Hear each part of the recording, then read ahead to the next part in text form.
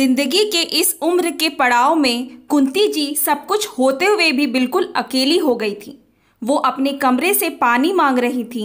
बुढ़ापे में शरीर साथ न दे तो हालत भी बद से बदतर हो जाती है।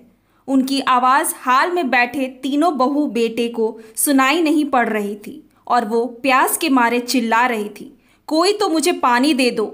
उनके कमरे में पानी नहीं रखा था। बस उन्हें लगता था कि बहू बेटे उनके पास कोई बैठे, बोले बताए।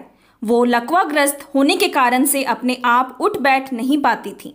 वो उठने बैठने व चलने फिरने में सक्षम नहीं हो रही थी, क्योंकि जब खड़े होने की कोशिश करती तो असहनीय दर्द हो जाता था कि उनका बैलेंस नहीं बन पाता था। वो ज़्यादातर अपने कमरे में ही रहती, क्योंकि तीनों बहू बेटे के साथ होते हुए भी साथ न थे।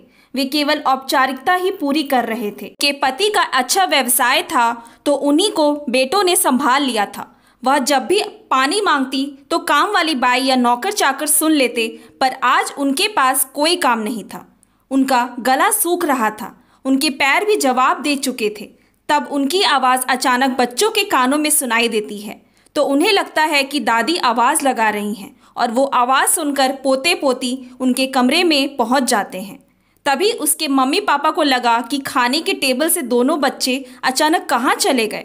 तब बड़ी बहू आवाज़ लगाती है, फिर सासू माँ के कमरे से आवाज़ आती है, मम्मी हम लोग यहाँ दादी के कमरे में हैं।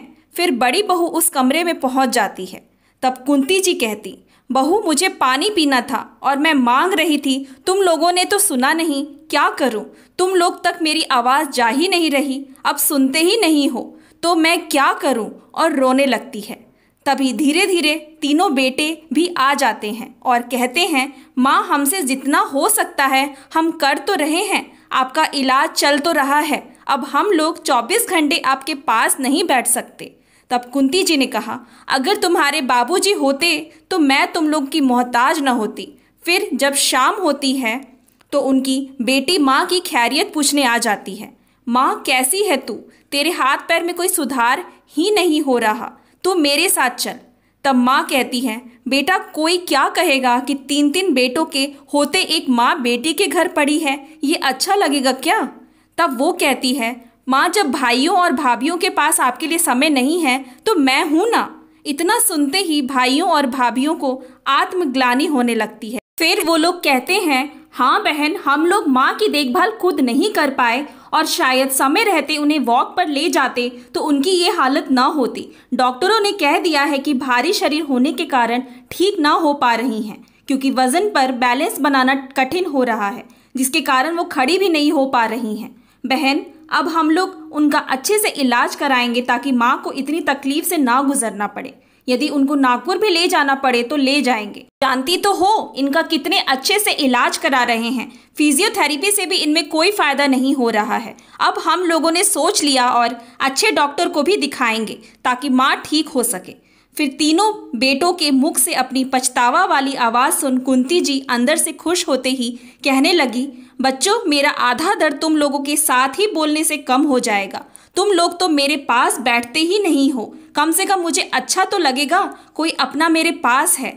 उसके बाद बहुएं भी कहने लगी, माँ जी अब से आपको अकेले नहीं रहने देंगे, आज से आप बैठक वाले रूम के पास वाले कमरे में रहेंगी ताकि आपको अकेलापन ना लगे। हम लोग आपके पास आते जाते बने रहेंगे ताकि बोलते बताते रहें। इस तरह की उनकी बात सुनकर उन्हें लगा कि अब मेरे पास कोई तो बोलने बताने वाला होगा, और इस तरह थोड़े से प्यार और अपनत्व से ही वह मुस्कुराने लगी और उनका चेहरा खुशी से खिल गया।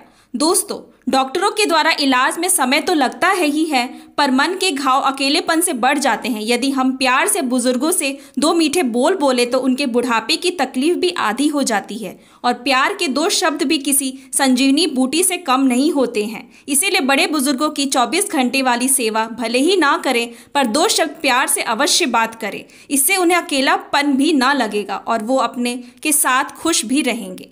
Thanks for watching. Please like and subscribe my channel.